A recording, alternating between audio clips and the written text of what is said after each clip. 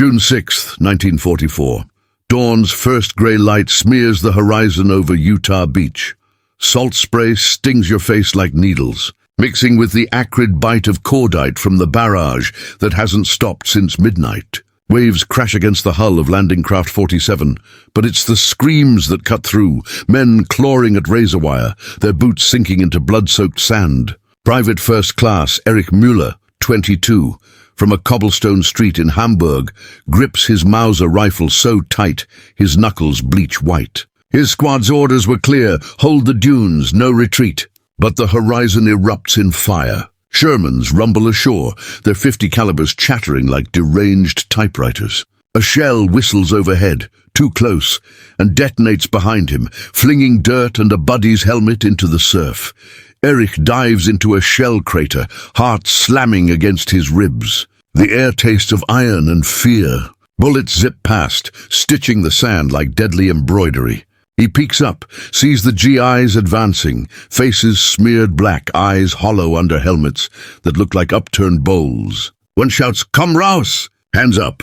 Erich's hands tremble as he tosses his rifle. It arcs through the mist, splashing into a tide pool. He stands, arms raised, uniform caked in wet sand that clings like a second skin. Around him, the remnants of his platoon do the same. Lieutenant Karl Becker, their officer with the scarred cheek from Stalingrad, mutters a curse under his breath as ropes cinch his wrists. The Americans swarm in, bayonets glinting. A sergeant with a Brooklyn drawl prods Erich forward. "Move it, Fritz, you're done dancing." They herd them like cattle toward the beachhead, past the twisted hulks of landing craft and the low moans of the wounded. Erich's boots squelch in the muck. Each step pulls at the knot in his gut. What now, starvation in a Siberian camp? Execution on the spot? The GIs shove them into a makeshift pen, barbed wire strung between half-sunk jeeps, under a sky that's turning from slate to bruised purple. Erich sinks to his knees, the chill seeping through his trousers. He thinks of Mutti's potato soup back home, the steam curling like ghosts. But here the only warmth is the distant crackle of victory fires. As the sun crests, a grizzled MP captain barks orders. "These boys are going inland. Farms need hands. Labor shortage is killing us." Erich doesn't understand at first, but the truck that jolts them away from the coast tells a different story. No chains, no blindfolds, just miles of hedgerows blurring past, and the rumble of engines that drown out the sea. By midday, they're offloading in a dusty farmyard near Carentan, the air thick with the scent of fresh hay and manure. American families stand at a distance, farmers in overalls, wives with aprons flour-dusted, children peeking from behind skirts. Eyes wary but not hateful. Erich meets the gaze of a girl, maybe 10, clutching a rag doll. She doesn't flinch. That night, under a sagging barn roof, Erich unrolls his thin blanket. The other POWs whisper in the dark, stories of Geneva rules bent like straw, but Lieutenant Becker silences them with a look. "We're alive. That's the win for now." Erich stares at the rafters, where moonlight filters through cracks like silver veins. "Tomorrow, they say, is planting season. Tools, not guns. What kind of war is this?" You can almost hear the creak of the barn door in the wind, carrying the faint low of cattle. But as Erich drifts toward uneasy sleep, a shadow falls across the threshold, a farmer's silhouette, holding not a pitchfork, but a lantern, and in his other hand a tin cup steaming. June 7th, 1944. 5:12 a.m. The barn door scrapes open like a rifle bolt. Lantern light spills across the straw, catching motes of dust that swirl like tracer rounds. Erich jerks awake, muscles coiled. The farmer, Harlan Whitaker, sun-leathered, crow's feet deep as plough furrows, steps inside alone. No guards, just the tin cup, steam curling from it in lazy spirals. The scent hits Erich like a memory. Barley, onions, something smoky. His stomach growls so loud a nearby POW snorts in his sleep. Harlan crouches, sets the cup on a hay bale between them. "Coffee," he says in slow, deliberate German, learned, Erich later discovers, from a cousin in Milwaukee. Real coffee, not chicory. Erich hesitates. Poison? A test? Harlan's eyes, pale blue and unblinking, hold no malice. just fatigue. Erich wraps trembling fingers around the tin. The heat sears his palms, but he drinks, bitter, strong, alive. It scalds all the way down, pooling warmth in his empty gut. Harlan nods once, stands. Work starts at 6, eat fast. By 5:45, the POWs file into the yard. The Whitaker farm sprawls like a patchwork quilt. Corn stubble, alfalfa greening, a sagging silo leaning like a drunk. Mrs. Whitaker, Edna, waits on the porch, arms crossed under a faded floral apron. She's smaller than Harlan, but her stare could pin a man to a wall. Behind her, the girl from yesterday clutches that rag doll tighter. 3 other farmhands, local boys, too young or flat-footed for the draft, lean on pitchforks, sizing up the Germans like they're stray dogs. Breakfast is served on a plank. Table under the elm, cornbread still steaming, scrambled eggs flecked with chives, thick-cut bacon glistening. Erich's mouth floods. He hasn't seen eggs since 42. The POWs sit on one side, Americans on the other, an invisible trench. Edna ladles food with mechanical precision. When she reaches Erich, she pauses. "You eat meat?" she asks in English. He nods, unsure. She piles 3 strips on his tin plate. The fat crackles when he bites. Salt and smoke explode across his tongue. He closes his eyes for half a second. Mutti's kitchen, Sunday mornings, before the bombs. Lieutenant Becker eats methodically, eyes scanning. "No talking," he mutters in German. "Geneva says we work, we don't fraternize." But Harlan ignores the rule. He tears a piece of cornbread, dunks it in egg yolk. "My pa fought you boys in 18, he says to no one in particular. "Near Bellow Wood. Said the Krauts made damn fine bread." Silence. Then the youngest farmhand, Tommy, freckles like buckshot, snickers. Edna shoots him a look that could curdle milk. After breakfast, tools are handed out. Erich gets a hoe with a splintered handle. The guards, 2 MPs with carbines slung lazy, lean against the fence, chewing Redman tobacco. Harlan points to a field. "Potatoes need hilling. You know how?" Erich nods. Hamburg docks, Summers unloading crates. His arms remember labor. The POWs march out, boots crunching gravel. The sun climbs already fierce. Sweat beads under Erich's Feldgrau cap. By noon, backs ache, blisters bloom. Harlan circles on a rattling Fordson tractor, but he stops beside Erich. "Your row's crooked," he grunts. Erich braces for a cuff. Instead, Harlan hops down, grabs the hoe. "Like this, heel down, pull through." He demonstrates earth parting clean. Erich mimics. "Better."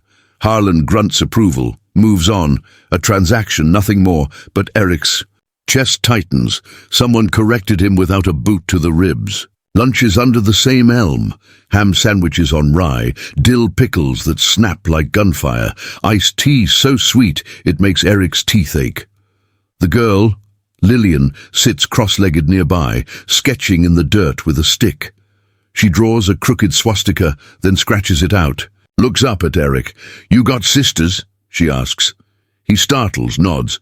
2, Hannah and Greta. Lillian considers this, then offers him half her pickle. He takes it. The vinegar stings a cut on his lip. She smiles, gap-toothed, sudden. Afternoon brings thunderheads. Work pauses.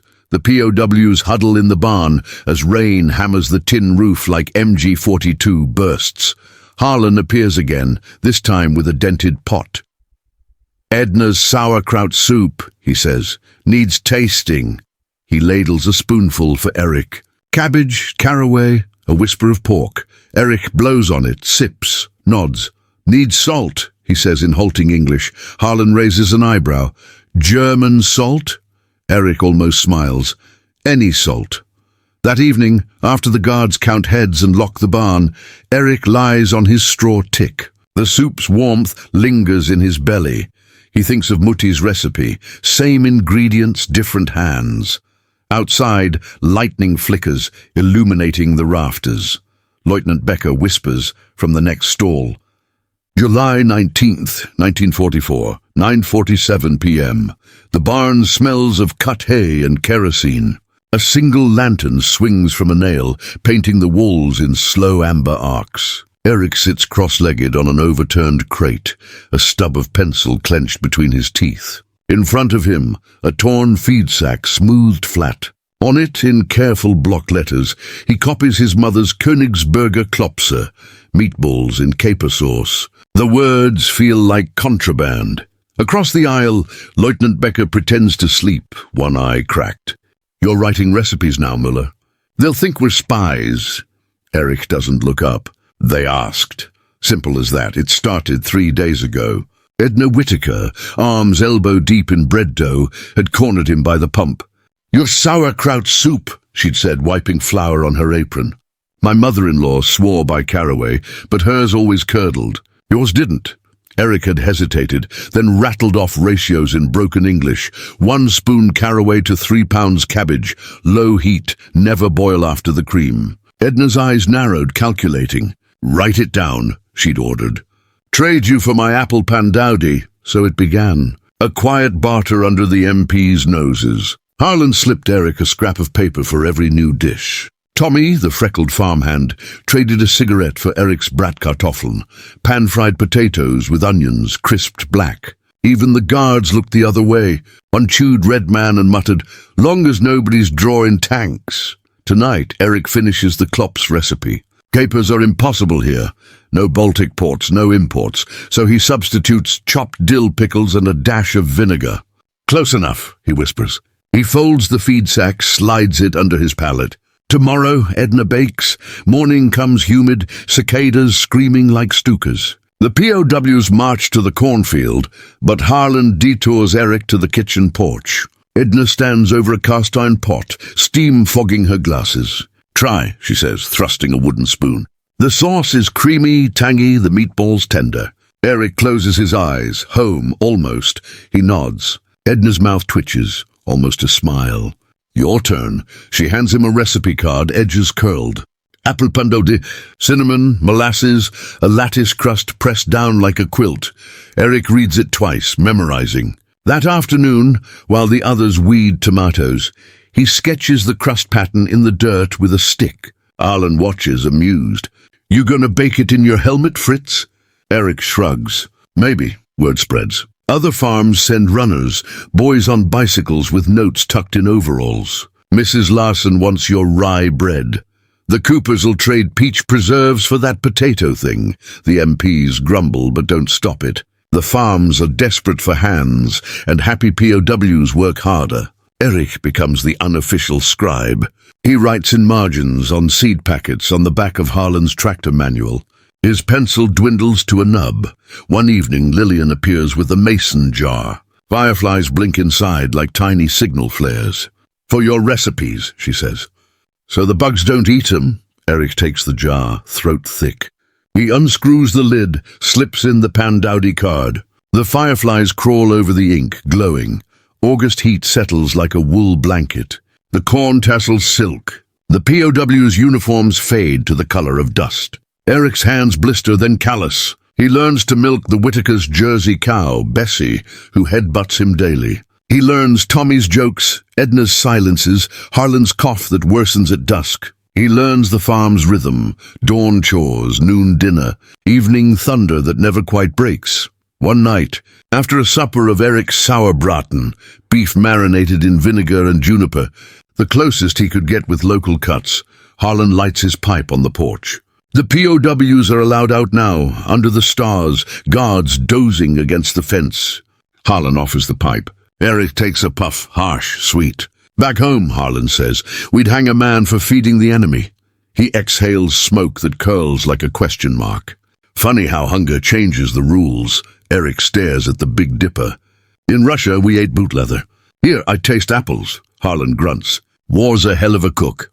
Later in the barn, Erich pulls out a new scrap, this one from Lieutenant Becker. A recipe for Erbsensuppe, split pea soup with smoked ham hock. Becker's handwriting is precise, officer crisp. "My wife's," he mutters. "Before Dresden." Erich adds it to the jar. The fireflies are gone now, but the glow lingers in his mind. Outside, a truck backfires. The guards stir, but inside the jar, the recipes stack like quiet ammunition. Tomorrow, Edna says, they'll try the Pandowdy. Erich falls asleep tasting cinnamon he hasn't yet eaten, but at 3:12 a.m., the barn door creaks. A silhouette. Tommy, barefoot, holding a flashlight under his chin like a ghost. He whispers, "Erich, you gotta see this." In his hand, a letter postmarked Hamburg. The envelope is thin, official. Red Cross stamp.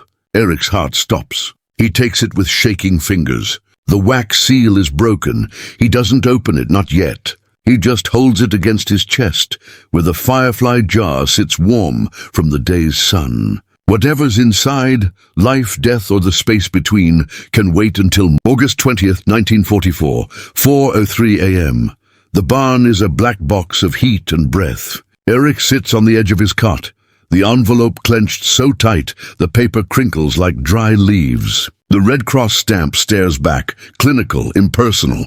He can't open it here, not with Becker's snores sawing the air and the other POWs shifting in their sleep. He slips barefoot past the guard silhouette at the door, who only grunts and rolls over. Moonlight bleaches the yard silver. Erich crouches behind the rain barrel, thumbs trembling as he tears the flap. One sheet, thin as onion skin. His mother's handwriting, spidery, hurried. Mein Liebling Erich, Hannah is gone.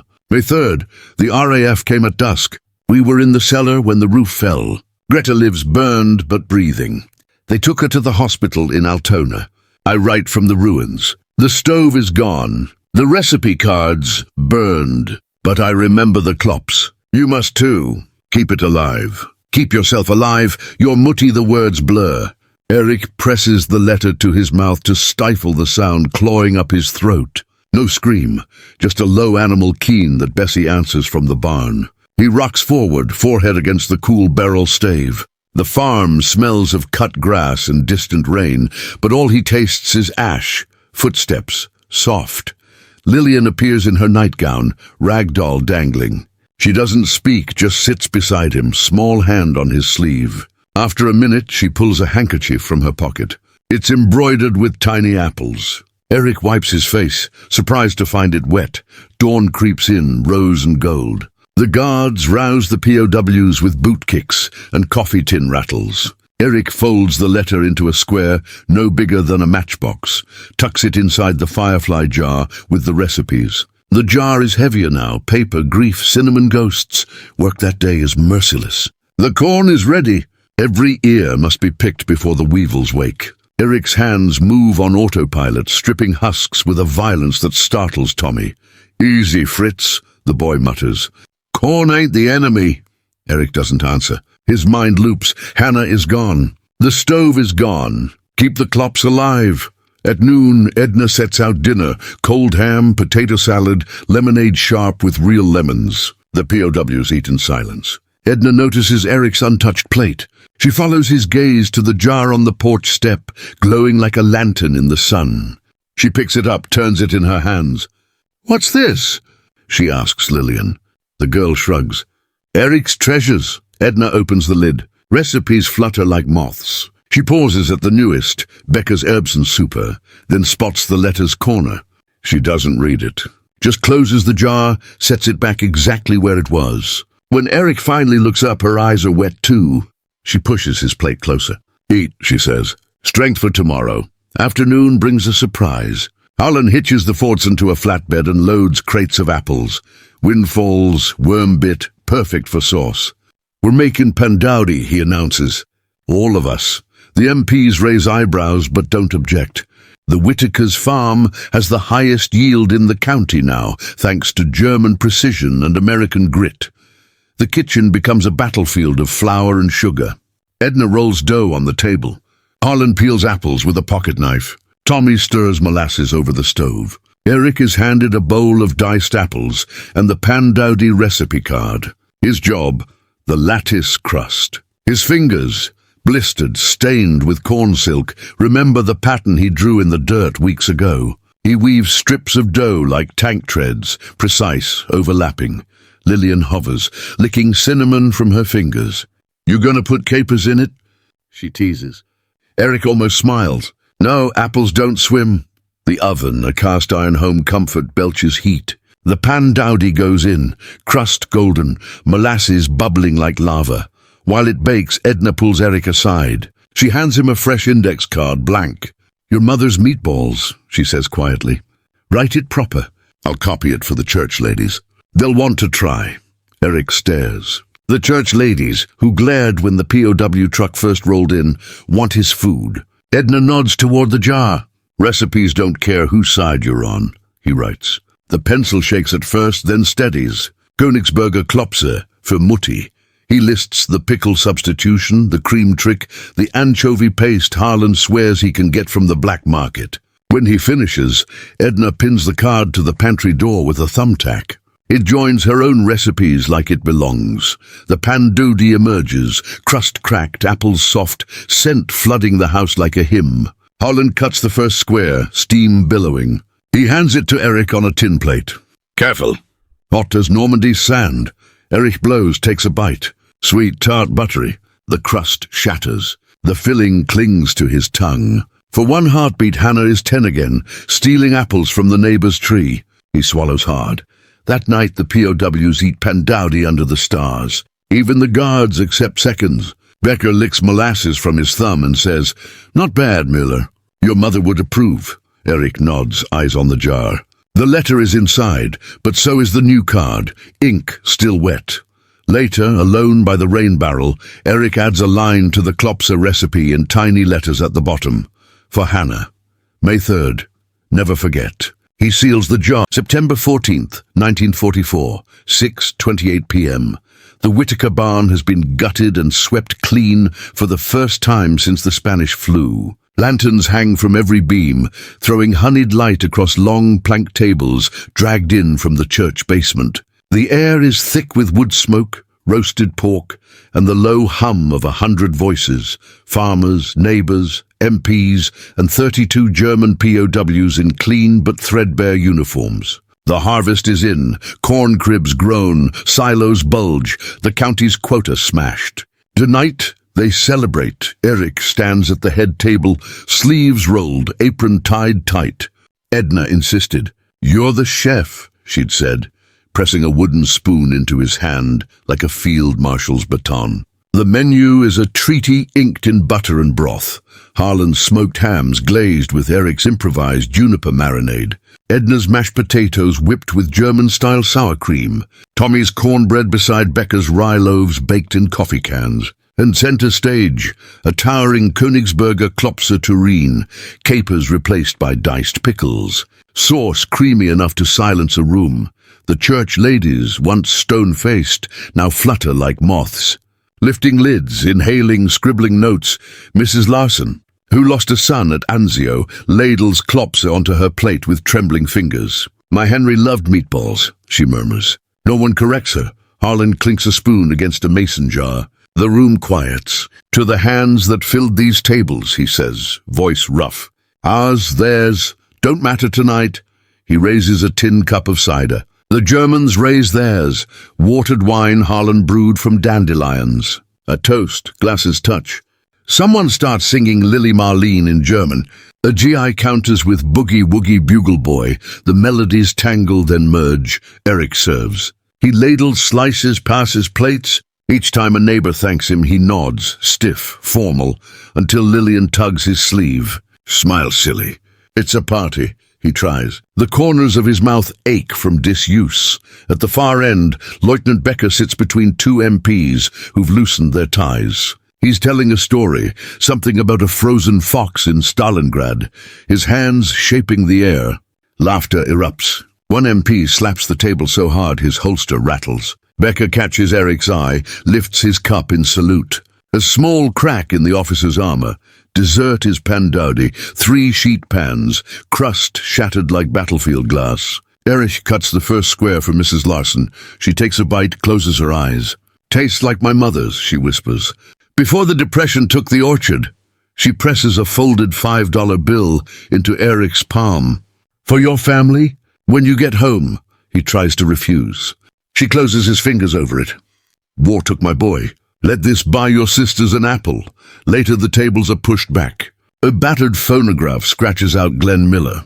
Farmers' daughters twirl with local boys. A bold one grabs Tommy, then, giggling, offers her hand to a blushing POW named Klaus.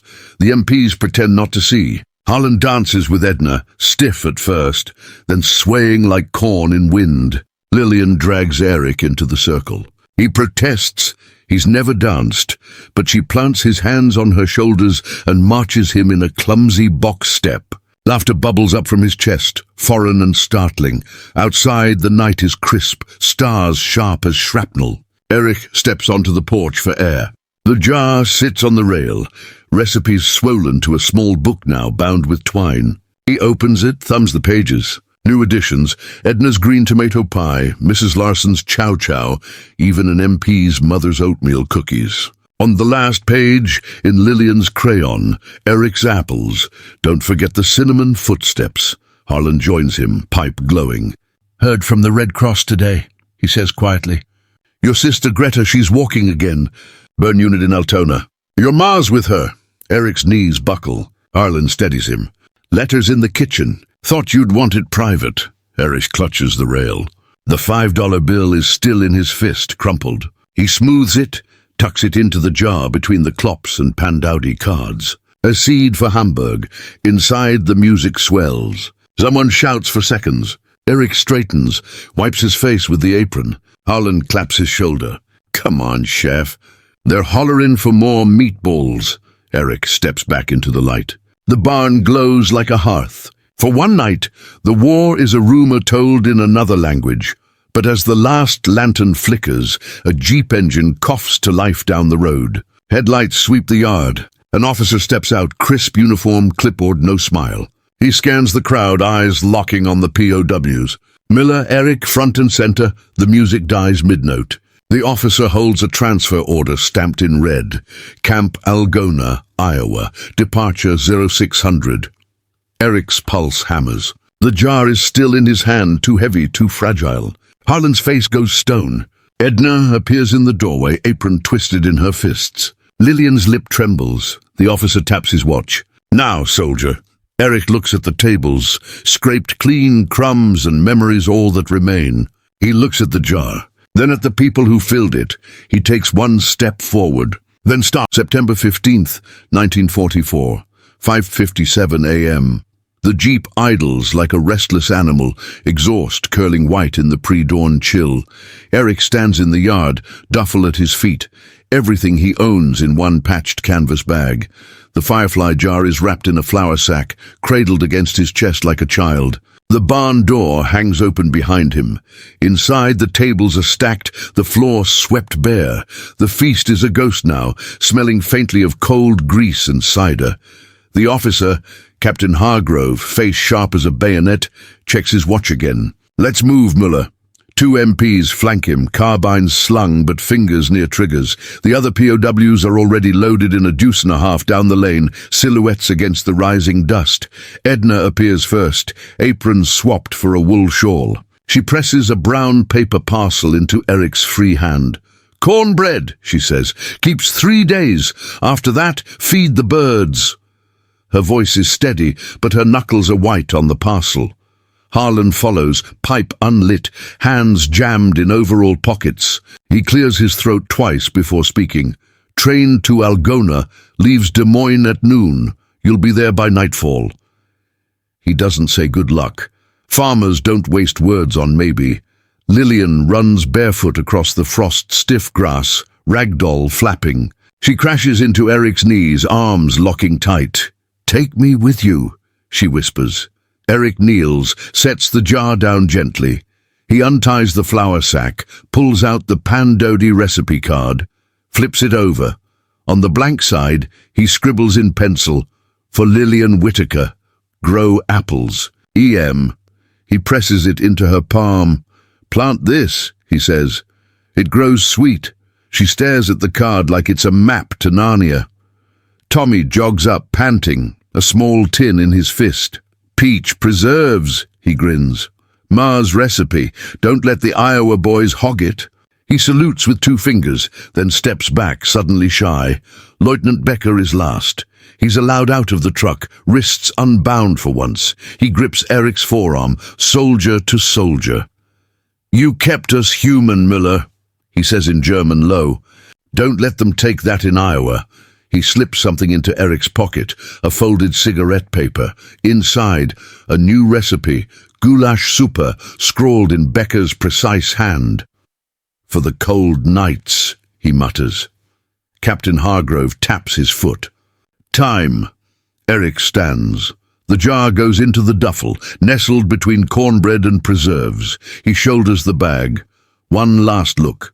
The farmhouse with its sagging porch, the silo leaning like a tired sentry, the elm where they ate their first meal. The sky is the color of wet steel. He climbs into the jeep. The engine revs. Dust swallows the Whitakers as the vehicle lurches forward. Lillian runs a few steps, card clutched to her chest, then stops. Edna's hand on her shoulder.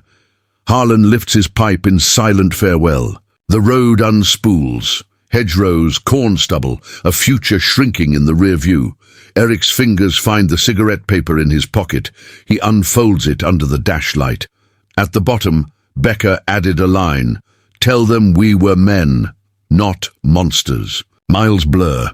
The jeep joins the convoy. 3 trucks, 30 POWs, 1 jar of recipes rattling against cornbread.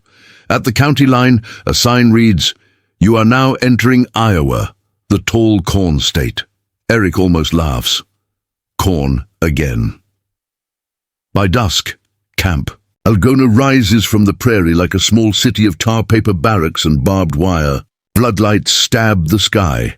A brass band plays over there as the new arrivals disembark. The MPs herd them through gates that clang shut like a coffin lid. Erich is assigned Barrack 17, Bunk 4. The mattress is thin, the air smells of creosote and despair. He sets the duffel under the bunk, pulls out the jar. The recipes are crumpled but intact. He opens it, breathes in cinnamon and vinegar, and home.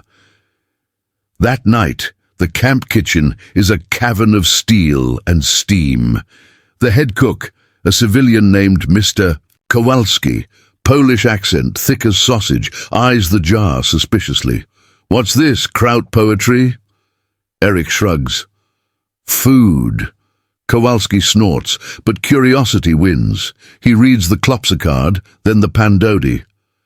"Tomorrow," he says, "we try the apples. If it's garbage, you scrub pots till VE Day." Word spreads through the barracks like trenchfoot. By morning, 50 Germans crowd the mess hall, noses twitching at the scent of browning butter. Kowalski barks orders in broken English. Erich translates. The Pandowdy emerges, lopsided, burnt on one edge, but the crust cracks just right. The first bite silences the room. A private from Munich closes his eyes. "My Oma," he whispers. The recipes travel, from Algona to camps in Texas, Georgia, even Canada. POWs copy them on latrine paper, cigarette wrappers, the margins of stars and stripes. A corporal in Florida adds key lime pie. A sergeant in California scribbles tacos al pastor learned from a Mexican-American guard. The jar becomes a ledger of survival. Winter bites. Snow buries the prairie. Erich's hands crack from KP duty, but the recipes keep him warm. He teaches a homesick boy from Dresden how to make Harlan's cornbread with cornmeal and sorrow.